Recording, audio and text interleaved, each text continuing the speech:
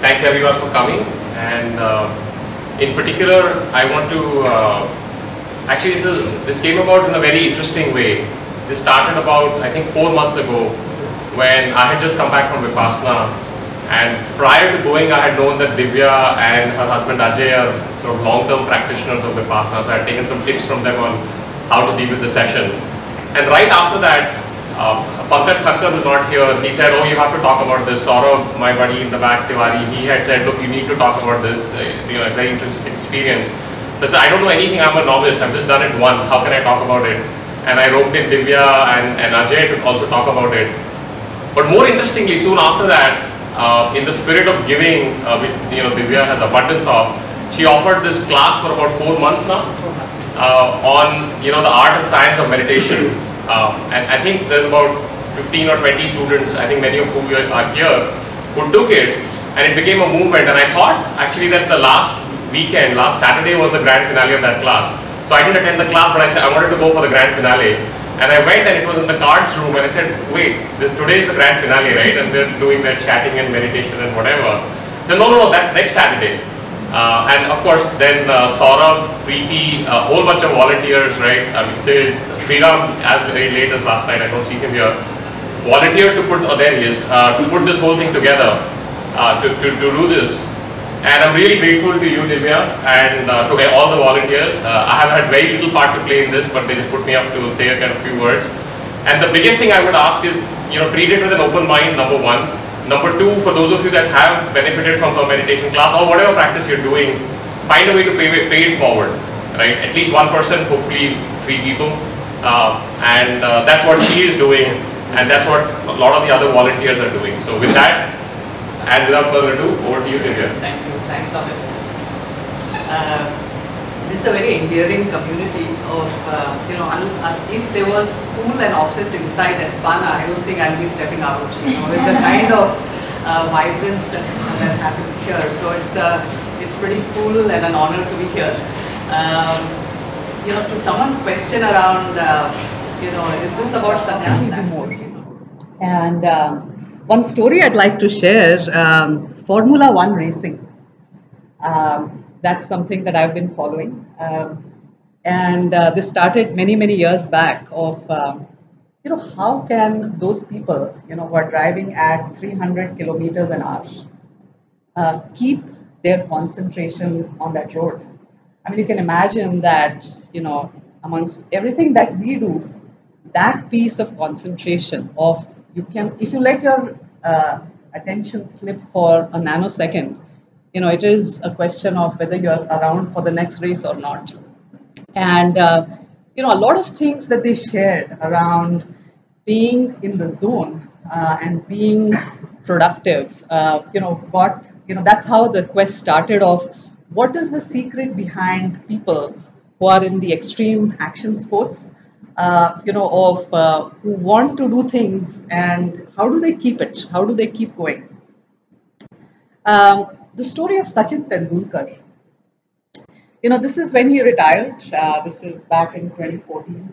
And one thing which he shared was this thing about seeing the ball in slow motion, where he felt that he could see, he had more time to react to the ball, whereas the others wouldn't have figured out what kind of a shot is possible.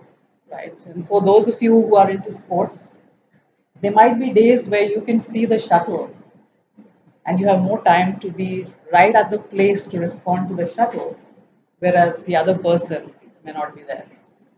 Right.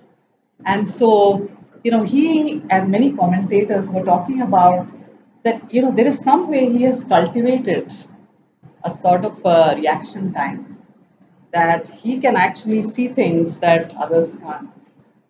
And he can see things in slow motion, and he has more time to say, okay, here's what I'll do. And that's why it appears magical to everyone else, but for him, it's normal. So there is a new normal, and the beauty about this time, it's pretty elusive. I mean, you can't sort of say that every day I'll be this. Some days are good and some days are not good. So is there any condition? Is there any precondition? How can we do this? How many of you have seen the movie called Matrix? Yeah, many of you, right? So Keanu Reeves, towards the end of the movie, he has developed the ability to see the bullet in slow motion. And if you remember the movie where he feels that he can actually put his hand and the bullets pretty much stop, right? He can actually, with his focus, he can actually, if you look at this, there's a bullet that is just whisking on his body, but doesn't touch him, right? Of course, this is fantasy, but we also see people who are in this world living a normal life, who are sort of at the edge of creativity and really outstandingly cool at whatever they are doing, right? And so, how can we bring that productivity, that being more that they have, into just the way we are? And so we started exploring this aspect about being in the zone. People call it the deep now, of just being there and just doing these things that are outstandingly cool in that moment. So let's look at a video, and we look at a journalist who has done a lot of work in this area. And he's the director of this project called the Genome Project in the US. And they were really trying to see how can you replicate the human genome in people, right? If you lose a body part, how can you replicate it? So that's been his journey. And here he shares sort of what he does as a sports journalist. So let's have a look at what he's saying. Mountains and across oceans, you break bones. I broke a lot of bones. This meant I had a lot of time off. I had a lot of downtime. I'd be hanging out, snap this or that, and I'd have to take 4 or 5 months off. And when I came back, the progress I saw amazed me, absolutely astounded me. It was leaps and bounds kind of progress. Stuff that had been absolutely, completely impossible 4 or 5 months ago was not only being done, it was being iterated upon. Now, sports performance, as a general rule, it's slow, it's steady, it's governed by the laws of evolution. As a general rule, in athletics, we break records every 5 to 10 years, not every couple of months. That was exactly what was going on in action and adventure sports. And I want to give you a couple of examples. In 1990, in snowboarding, the biggest gap jump any of you had ever cleared was 40 feet. 40 feet is big. It's 2 buses stacked end to end. Today, as you can see, we're clearing gap jumps that are over 250 feet tall. That's a skyscraper. This is my favorite example. This is my friend Alex Hung. Alex is free soloing half dome in Yosemite. Free solo means he's climbing without ropes and without protection, so he falls, he dies.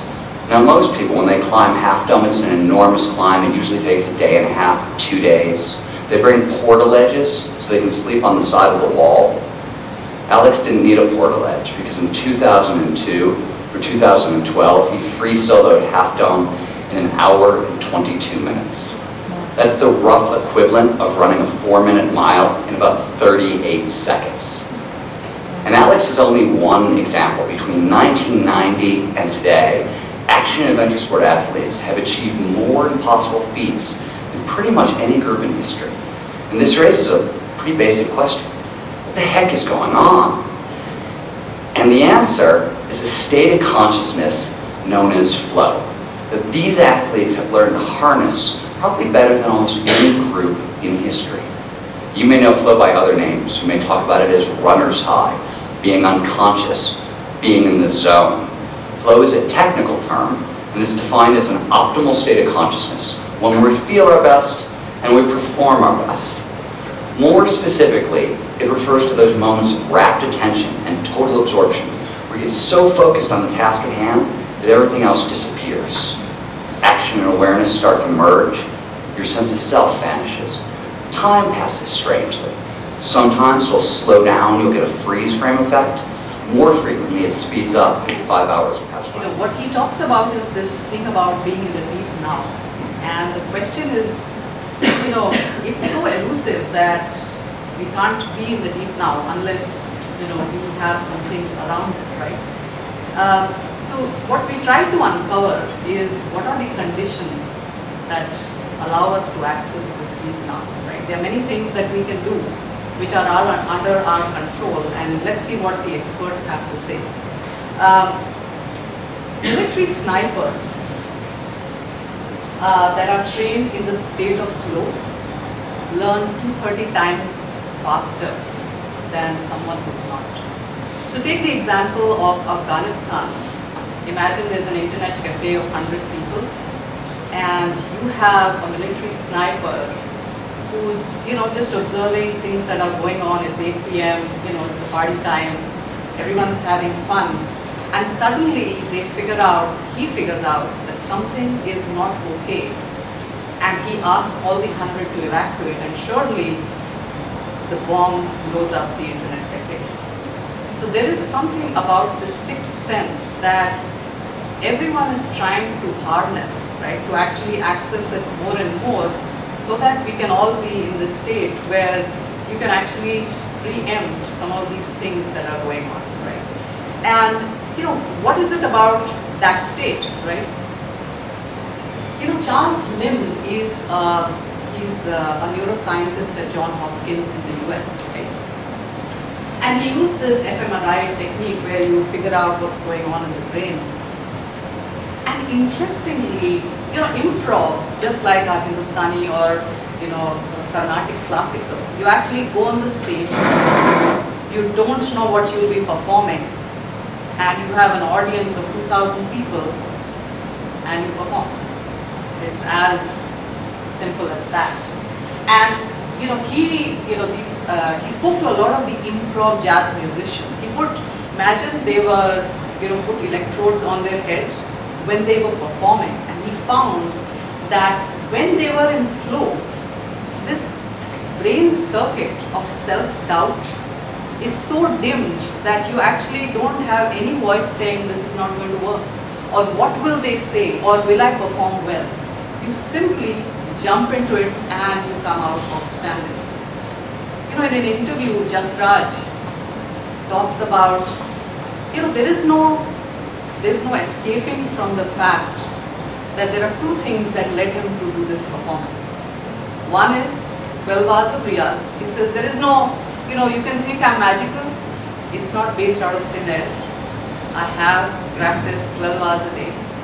But then when you get on stage, you actually say, I put that aside and I let the audience and that connection speak to me, and you become an instrument, right? So that's what he had to say.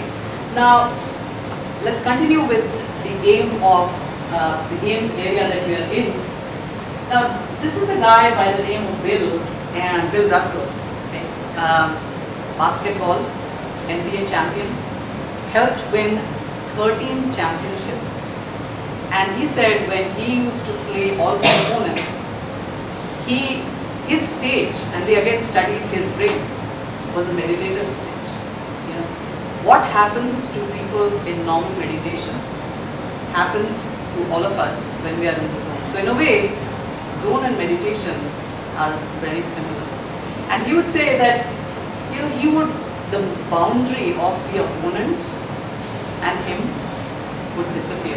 He said, I would simply see some light and I would just be hitting those balls one after the other and achieve outstanding results in basketball. Now the question is, what makes it hard? I mean, why is this? I mean, we know that in 1990 and 2018, so in the last 20 years, performance has increased, but what makes it hard?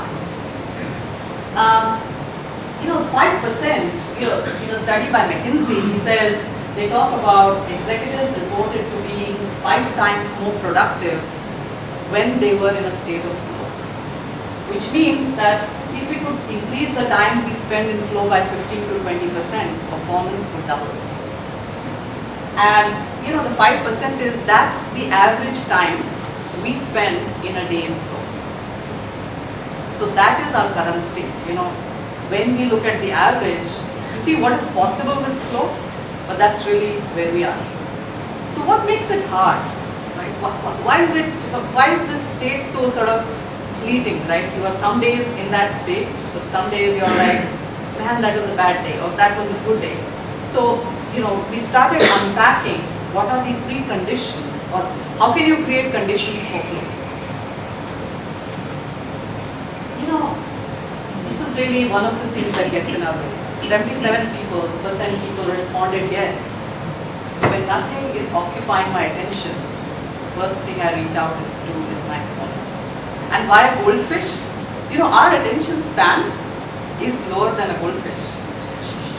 Goldfish has an attention span of focusing on one thing for 9 seconds, and we are at 8 seconds. So you can imagine what is the beauty about 8 seconds is because every 8 seconds you have the urge to drop whatever you're doing. It could be anything. You could be in the middle of an email and you say, let me just see what's up. Or you could be in the middle of cooking and you could say, let me just see what happened in the news. Or you may go to Facebook. So in a way, we have this urge to look at something every 8 seconds. And that has come down. In the 2000, our attention span was 12 seconds. It's coming down, coming down, coming down. We are at 8 now. So one of the things that gets in our way is this, we occupy something and we want to move away from whatever we are doing right now.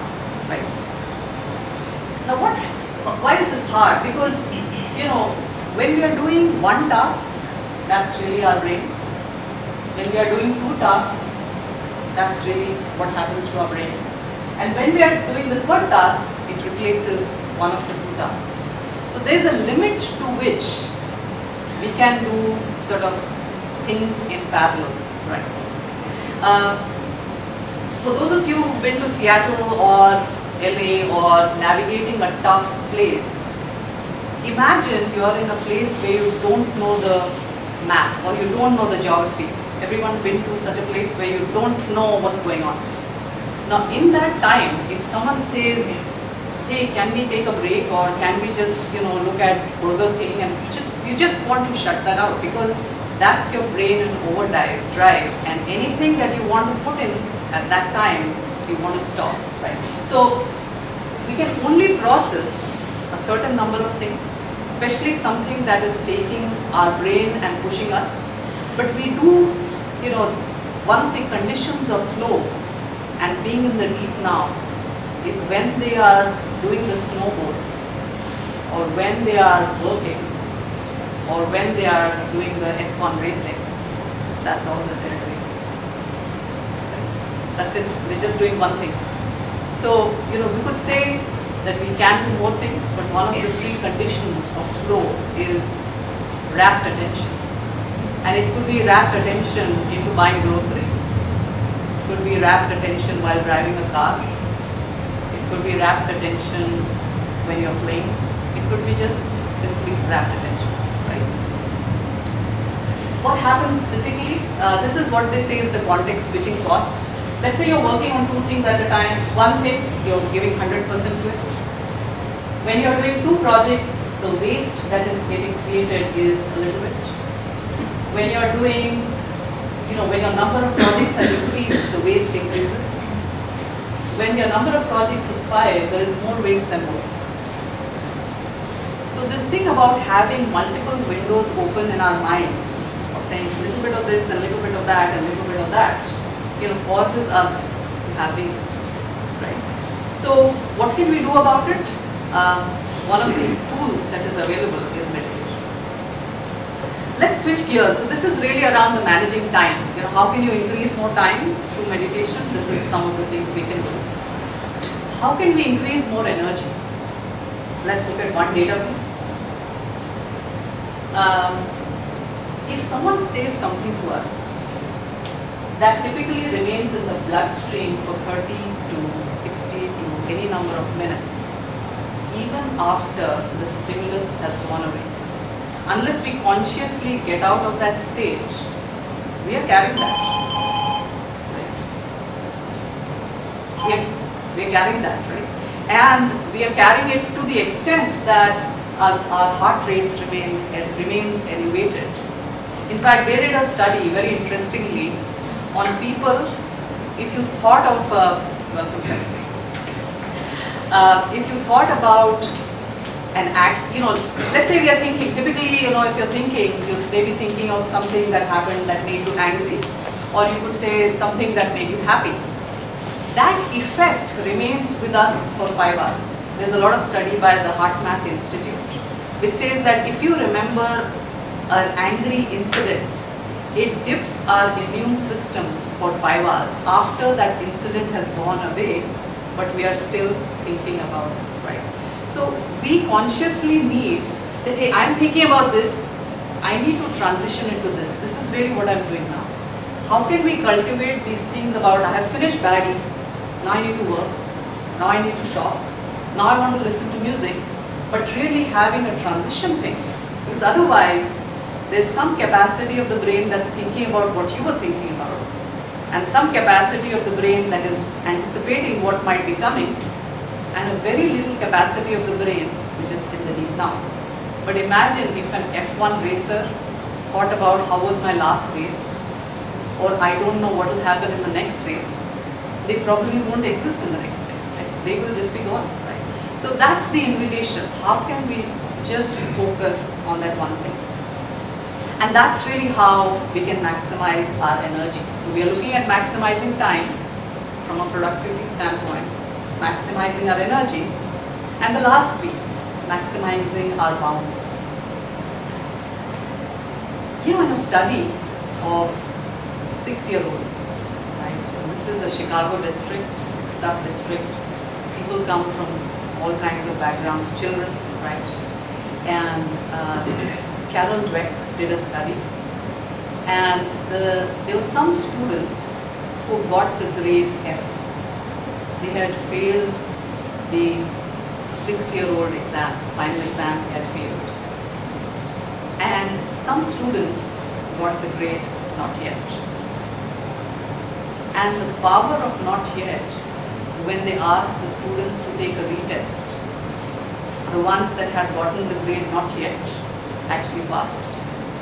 And the ones that had gotten the grade F failed again.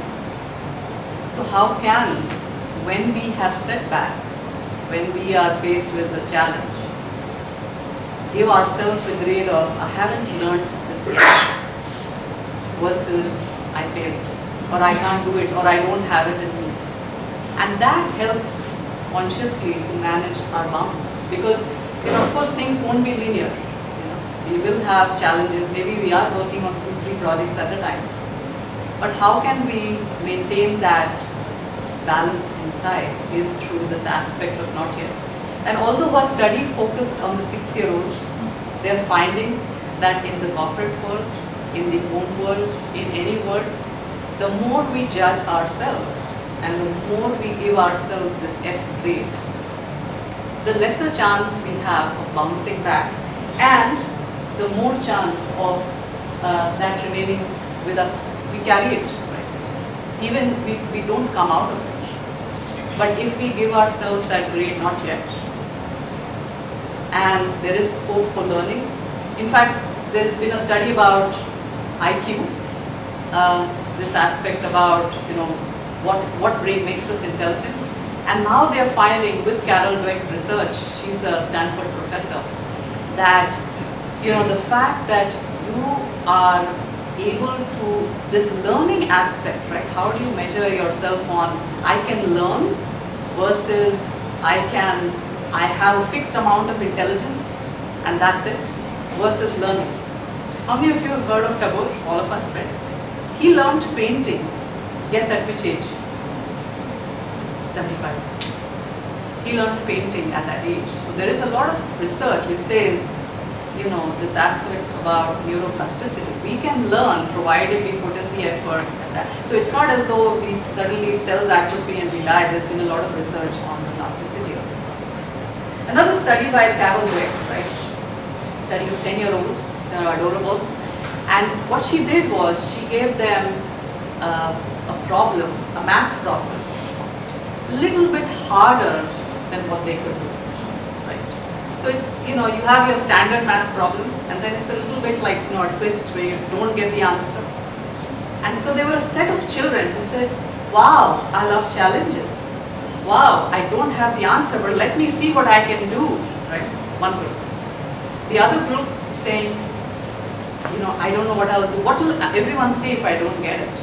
And so there is this aspect that she introduced of this growth mindset and a fixed mindset. So fixed mindset says we come with that intelligence, and that's really, it's a dissipation after that. And a growth mindset says you can, provided you put in time and provided you put in effort, you can actually learn. And so it's limitless, right? So what happens in the brain when we make mistakes? So again, a study, and they found that there's two sets of students. These are college grade students. And one set, again, electrodes on themselves, right? So they have all that. And they're trying to measure what happens in their brain when they encounter a mistake. Now, when you encounter a mistake, either you can say, oh shit, I have no idea, and I don't know whether I'll pass or fail, becomes the fixed mindset. And so you don't have any activity in the brain. The ones on the right are the ones that actually engage with the problem, and you have all kinds of things happening in the brain to figure out what's going on, right? So again, as we bounce back, how do we encounter something? How do we engage with something that we didn't know? Comes from the growth mindset. So this aspect about Michael Jordan, right? Anyone know the story of Michael Jordan? He didn't get selected out of his high school basketball team, and it was a tough journey for him, right? He actually, asked his supervisors, can I please be in the game? Can I be an extra? And where he ended up is, he's taken 9,000 shots in his life, and he's lost 300 games. And on 26 occasions, he's been entrusted to take that winning shot, and he's missed it. And I failed over and over again, and that's why I succeed. So he talks a lot about how he has managed to turn it around. So it's not, we see success as though it's a beautiful, there's a sine wave, and there's a graph which says this time and there's success and it's just lovely. Actually, there's a lot of this, and what distinguishes these people about being in the zone is when they have a setback, how do they respond to it? What do they do when that happens? Because they have time and again spoken about something big happens to them. And of course there are these pieces about all these aspects help create the zone. There is one singular piece. If there was one thing that you want to remember as to what helps those people in the zone, is the story of Viktor Frankl. Viktor Frankl was, a psychiatrist, went to a concentration camp. So imagine, the World War, and there were concentration camps. And his wife and his parents were sent to 4 different concentration camps. So he's somewhere, his wife is somewhere, his mom is somewhere, his dad is somewhere. And imagine it's 12 degrees centigrade. No, sorry, minus 12. So it's very, very cold. You have just a piece of garment, no wool, no nothing. So he talks about how they would all huddle together just to keep each other warm so that they don't die of frostbite. They would get soup once a day, nothing else. And that's what they sustain. And even in that situation, there were some people who shared their soup with some others who were struggling with that thing. They used to get 1 piece of bread on alternate days. And again, some people struggled. And at that time, he was working on his manuscript, his book, right? And he said he had kept it in his pocket, and when they gave him the prisoner's clothes, obviously he lost the manuscript. So whatever pieces of paper he would find, he would keep scribbling, right? this is what I need to remember when I get back. This is what I need to remember when I get back. And there were many who thought they would never get back. And he talks about whenever there would be atrocities, right? There would be something that someone tells him, he would just remember his wife and say, I will get back. There is no way. You can control and you can do whatever you want, but you can't control my attitude. You can't take that away. Even if I get punched, people who would make a lot of noise would get punched, right? You make a lot of noise, you get hit, right? Or you make a lot of noise and you don't get your soup or your bread for the day. And he said, you can do whatever you want externally, but how I respond to it is completely mine. And you, whoever you are, have no control on that, right? And this is, you can imagine the trying times, and he was there for 4 years in this camp, not knowing whether his family was going to be alive and whether he would make it. But and an interesting thing or very sober thing that used to happen is, whoever felt that someone else had more control on them, you would find a decline in just their acting. In a way, they had given up. And you would find that mental peace, when you decide that I will give up, actually has like an 80% impact on your health. It just goes. So you kind of, they would very soon, even if they were eating, etc., they would just not be around. Right? So this aspect about, things happen to me versus I make things happen to everything. And creating that choice point that, hey, there's a reaction and I've been an autopilot and I have a choice. And that choice is really what we can each exercise. And he calls this aspect about purpose. And he says that those who have a why can bear almost any harm, right? So whatever is the why that we have, why do we work, why are we bringing up the kids the way we are doing, why we cook, why we play badminton, whatever is your why, right? As long as you have your why, it pretty much transcends, everything that we've spoken about, whether it's about being in the zone or having, the managing attention, because automatically your attention will go to something that is your why. Right? Automatically you will destroy, you won't be distracted by any distractions. None of us would be distracted if that why, whatever we are doing, is so super clear that we decide that, hey, that's what we want to do. So having a strong purpose, I think, is the biggest thing that each of us can do for ourselves, of what is the factor. And scientifically, there are many things. People, there's a lot of data around purpose-driven leaders have a 65% impact on whatever they do. Purpose-driven people live longer. Theory and science behind this purpose, but that's the single biggest thing that you can do. And how does it help? It helps in a way to, productivity is having that more time, more energy and more bounce for the same effort. So, we put the same effort, we're not increasing our effort, but, how are we channelizing the effort? How are we focusing on the time piece of it? That's what we've been trying to explore in the last 4 months, as we looked at our group. And one of the tools we use is meditation. There are many other tools, that are there. Meditation has an impact on focus, because what we do with meditation is, you're just focusing on the nose, and my God, you remember everything else around everything when we're trying to focus on the nose. So, here are some practices, here are some cool things, tips. So from a managing time, there is something called a Pomodoro technique. It's like you can put a timer for 25 minutes. Any task that you feel, my God, this is the task I want to avoid.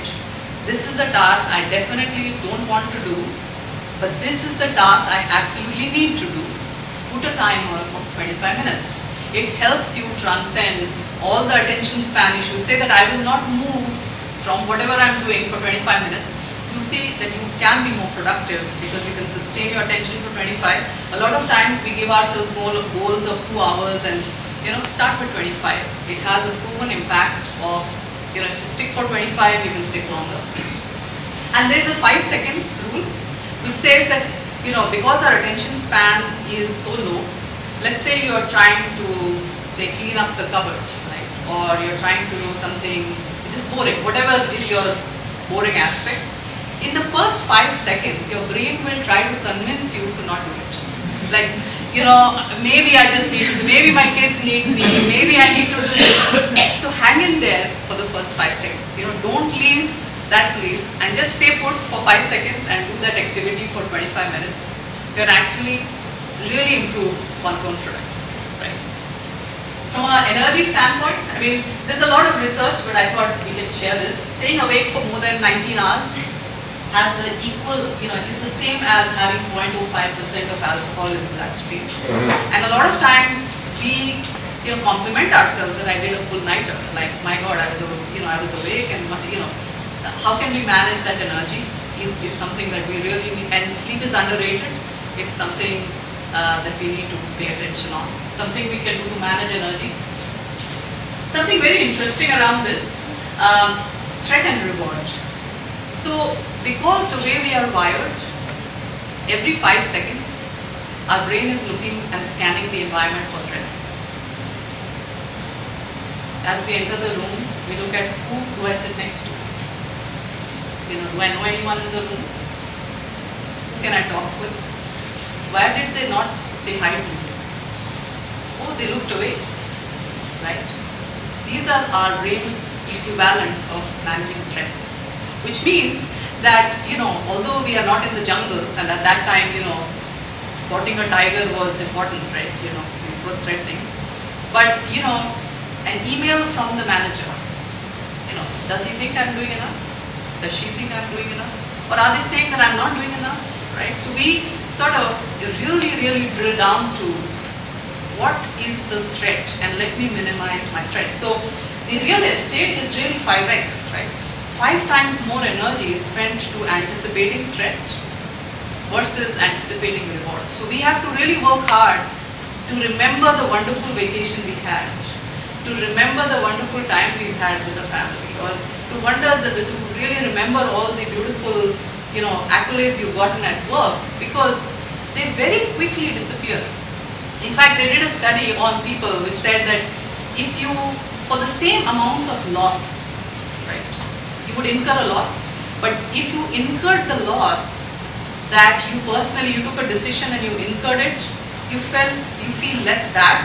But if someone else does it on your behalf, you feel worse. So you feel that, hey, how could they do it versus the same loss? Let's say you lost $100, but if someone invested on your behalf versus you made that loss yourself, our attitude is different. So we do try to minimize threats, and that's why we need to work harder to savor the positives, because the positive is 1, and we have an equivalent of 5 times those incidents where things may not be going okay, right? So something to, as we look at our energy, where does our energy going? Is a good meter to have.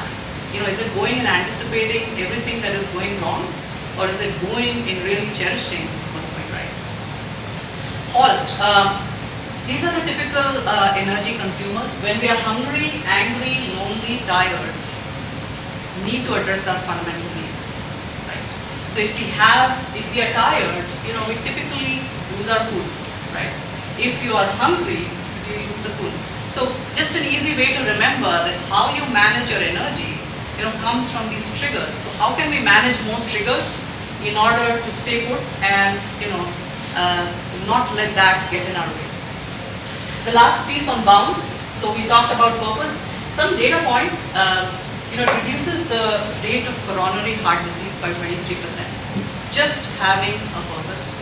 They've actually found it linked to some forms of cancer or some form of Alzheimer's and stress. Right? They have found enough research on not having a strong why actually does translate into that over a long period of time. So something that helps us bounce back is really, why is it we are doing what we are doing? Grit. The single biggest factor from a they did again, Carol Dweck and Angela Duckworth are two psychologists who work with children, and they found that, of course there is this aspect about growth mindset, and it's the grit. It's like how long you stay put with whatever it is that you're working on, notwithstanding the failures, right? And they found gritty children, gritty adults actually, transcend, have a lot more bounce back because they persevered, right? So they found that grit is again a good micro practice for getting the bounce, that hey, I will hang in there, remembering all the things that have happened, but gritty helps us come back. And this last part about being existential versus physiological, I'm angry versus I experience anger in my body, right? How can we develop a distance between something that we feel is the truth versus something that is there, right? And so with that, here's the summary of what we did in the last 4 months. So we focused on time, energy and bounce. We looked at presence, attention, some aspects on the time angle. We looked at energy, we looked at the study of and science behind coherence. We looked at Ikigai, Ikigai is a technique to figure out your purpose. We looked at that. We spent a lot of time on resilience. We also spent a lot of time on molecules of emotions. It's a research by Dr. Candice Pert, where she talks about how each emotion has an equivalent in the body. And when we suppress emotions, actually it gets stored as untapped energy. And it does lead to cell deterioration. And bounce, we looked at flow, we looked at purpose. We unpacked this aspect about intuition, this neuroscience of awe. There's a lot of studies around being awed is your place of how can we be awed by the ordinary? How can we, be awed by the fact that there is a sun rising every day? How can we be awed? I have a friend who's an Ironman. I mean, if you've heard of this race called Ironman, it's a pretty, taxing, challenging race, right? And he was, as part of the Ironman, right after he's done like 4 Ironmans, and he came back. He was driving his Harley Davidson, the typical macho, you ride kind of a bike. And he got hit by a truck at the back and he broke his neck. And, for 2 weeks, he was hospitalized, he was immobile, he was lying down.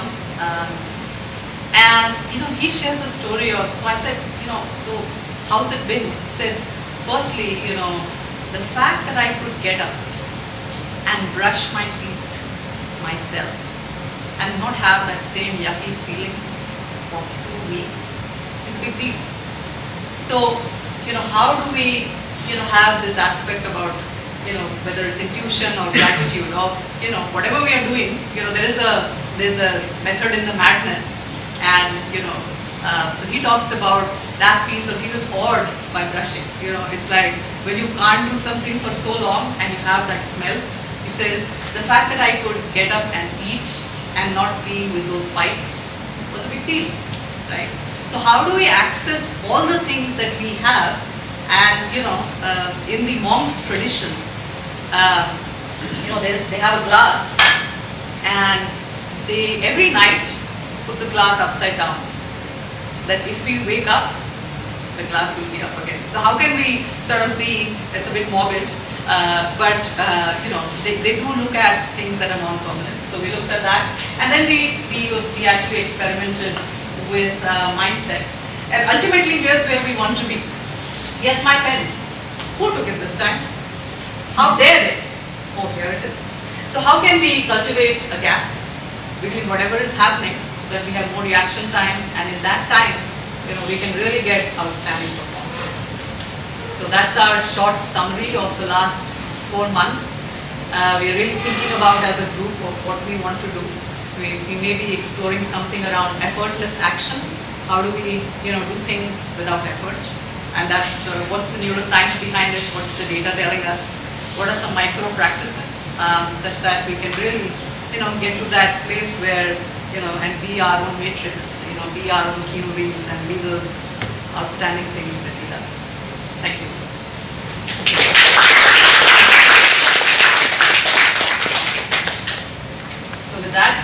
it up for questions, any comments from our team. Yes, from our people who have been there, anything that you'd like to add, please. Yes. Yes. Yes. Yes. Yes.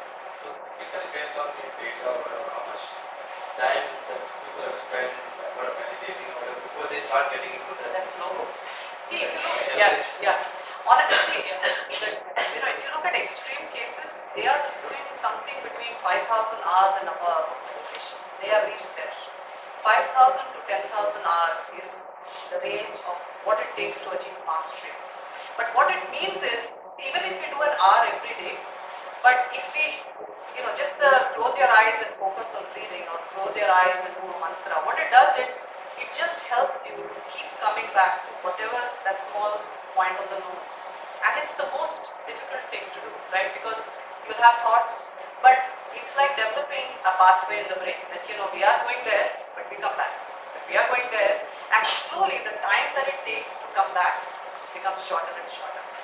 Once we practice this with our eyes closed, it's possible to bring it to all aspects, right? It's possible, someone had shared that, their mom was sick, and, she was really looking at working with her mom and meditating on her mom. I mean, that itself is meditation. So meditation is whatever we are doing, but we are 200% on that. But the thing is that we have so many distractions that it's something, if you look at kids, they are beautifully meditative. I don't know if the attention of a 3-year-old and the way the innocence and the way they work on a game, I mean Lego or whatever is their go-to, they will spend hours on the same game and just be with it and be with it, and so we are born with that. It's not as though we don't have it. It's just that over a period of time our lives are full and we forget it. So meditation just brings us access to, okay, I know how to do this, and the repercussion is that, we start doing less things, we start doing one thing at a time. We actually then focus on that same thing versus getting distracted, or, oh, I got distracted, let me come back. So we kind of do this through the day, and that 1 hour gives us solid practice of, okay, I need to train myself, because just like anything else, if we don't train it, it goes, all over the place. So we have to keep it. So 10,000 hours is what it takes to do mastery. But 5,000 onwards, you start seeing some benefits. But you'll see that, in a lot of science, or 21 days, or if you do meditation for 21 days, you see some benefits immediately. You kind of have, and a lot of what each of us have experienced, whoever is meditating, you find that. So I want to add to that. So I have myself struggled with getting a meditation practice going for about 3-4 years. And finally, just doing 20 minutes a day for 21 days was the big thing. Saying with the open heart, open mind, just commit to it. Do it for 21 days, you have nothing to lose, right? It's almost guaranteed you'll see kind of some benefit. And then do the 5,000 and 10,000 hours looks very daunting, which is why most people don't start. Because they think like, I'm never going to, and that's true for any sport, right? Michael Phelps, he swims 365 days a year, right, to win those, 23 gold medals. But you say, I'll never get there, but you know what, you could swim, 2 kilometers or 1 kilometer or 200 meters. So the main thing here I would encourage everyone is to start. It is guaranteed going to give you some benefit, and the benefit is not going to be the Stephen Kotler stealing fire, jumping 250 feet off a snowboard. That won't happen in 21 days, I guarantee that also. But you'll see like a little bit more calmer, a bit more present. You feel like there's less reactive. And then I think 21 days, and the next milestone, at least for me personally, in my journey was about 6 months. I mean, I could feel a perceptible difference after 6 months of like doing a practice. But even 21 days, you feel something is changing.